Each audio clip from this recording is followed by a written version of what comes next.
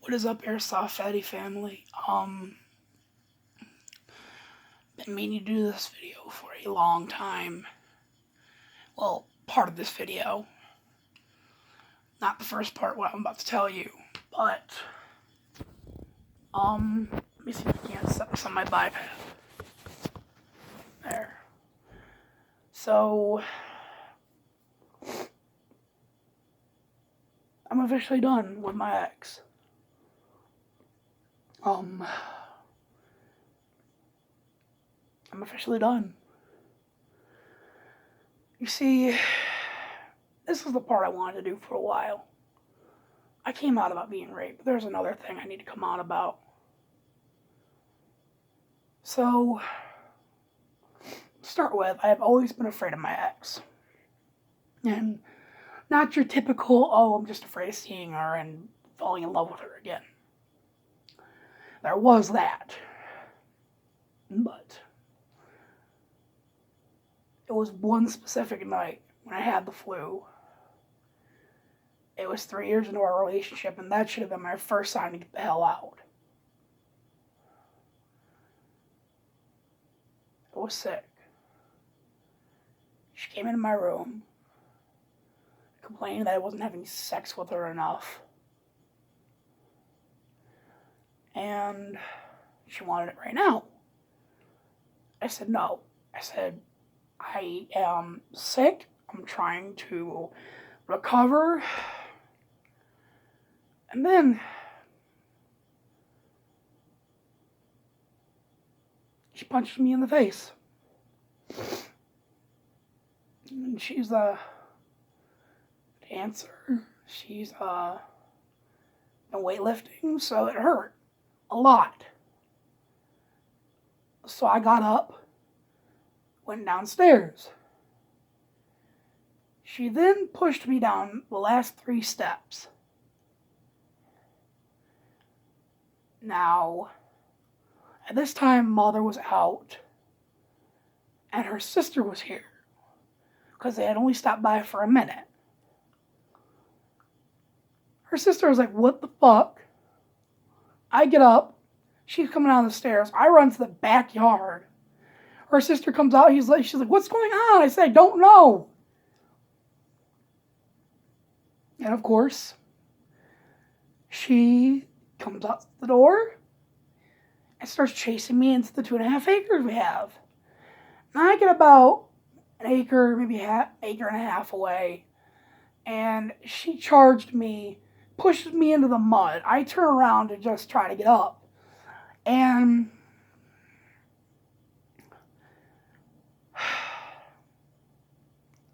she gets on top of me and starts punching me. And at this point, my mother came home.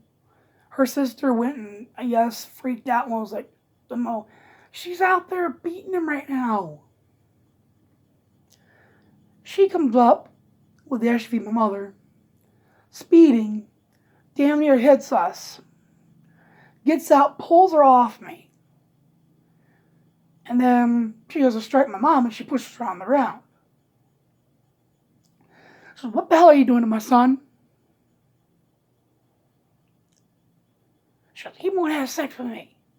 She's like, he has the flu. Now, I should have took pictures,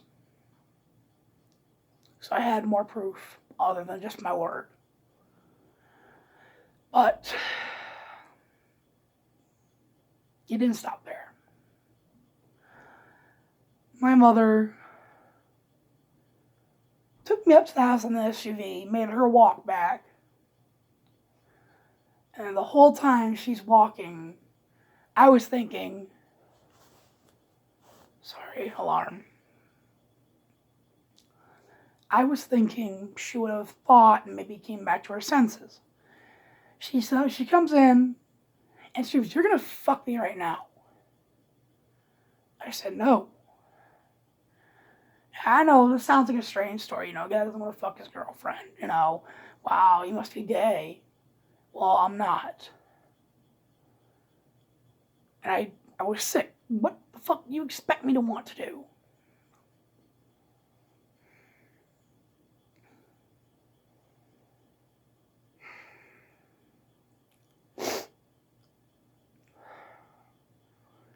and she strikes me again in front of my mother.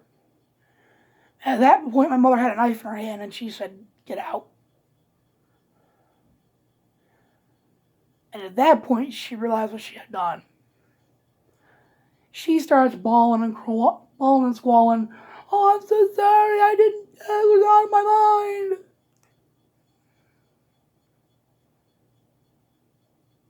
I looked at her and I said, "Get out." She left. The very next day, she came back, bawling and squalling. "I'm so sorry. I didn't mean to. I lost my mind." I looked at her. I said, "I have the flu. You come in here. I say no to sex and you beat me?" We separated for a week and I forgave her like an idiot.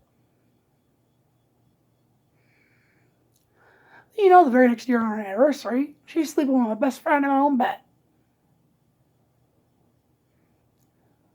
So that is the life story of my ex. And why do I say I'm done with her? Because for the longest time, she had me under a spell that I still loved her. But the other day, fucking proved she didn't. She stole from me and took off with her mother. And I asked her a very, very personal question. My graduation ceremony, if I'm remembering right, is June 23rd. And I asked her one simple question. Would you take a day off work to please come to my ceremony? It would have meant the world to me. And you know what she immediately says? "No, I got work that night." Didn't think it over. She had already told me she had 4 sick days left to use.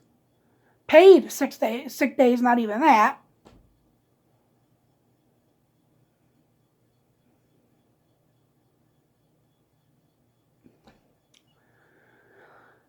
I finally understand.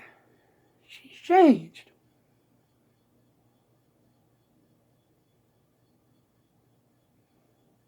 And I need to move on. To anyone out there who's dealing with domestic violence, who thinks you don't have a voice,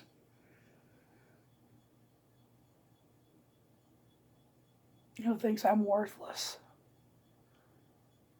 you're not.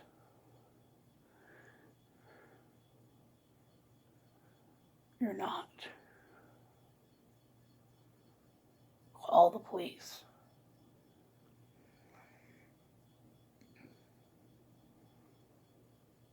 You know, if I had a food truck,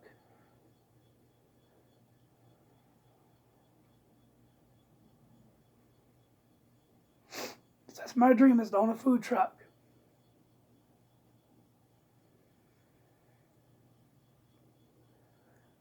But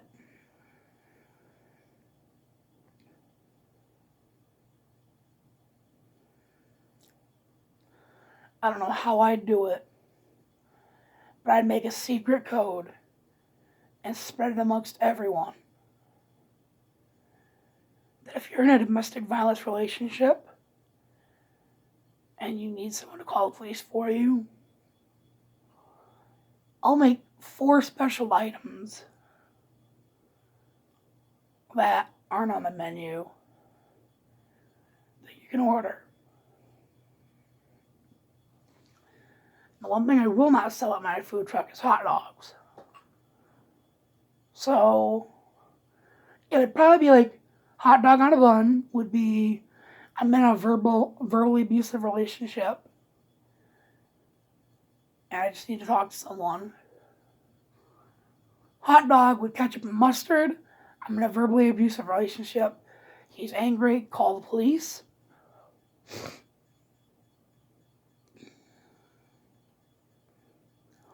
Hot dog with relish, mustard, and ketchup. I'm in a physically abusive relationship and I need help. And then a hot dog with E mustard, E ketchup, E relish. And that would be, he's going to beat me when I get home. Call the police now. And all these situations, I'd close the food truck or I'd have another employee take over. I would personally come out, pull them aside, get all the information, tell her, stay around here. And I'd show her where cameras are, and I'd say, stay around these cameras.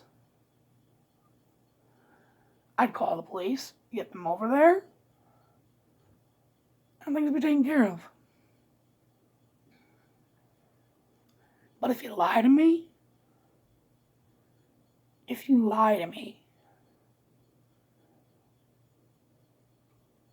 I'll never help you.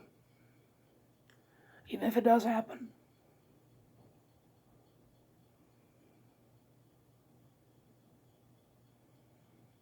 So please, if you're in one, get out. Because once it just starts at verbal abuse, it moves on to physical, then emotional, then psychological, until they have complete control over you. My ex had that for a long time.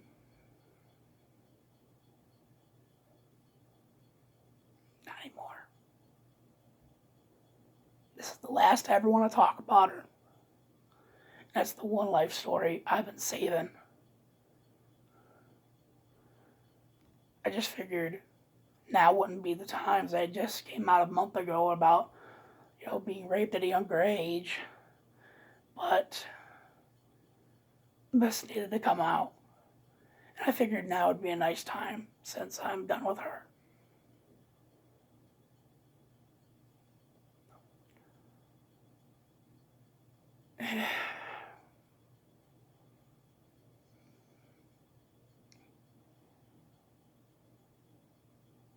Have a good day. That's all I can say. Just remember, it could always be worse.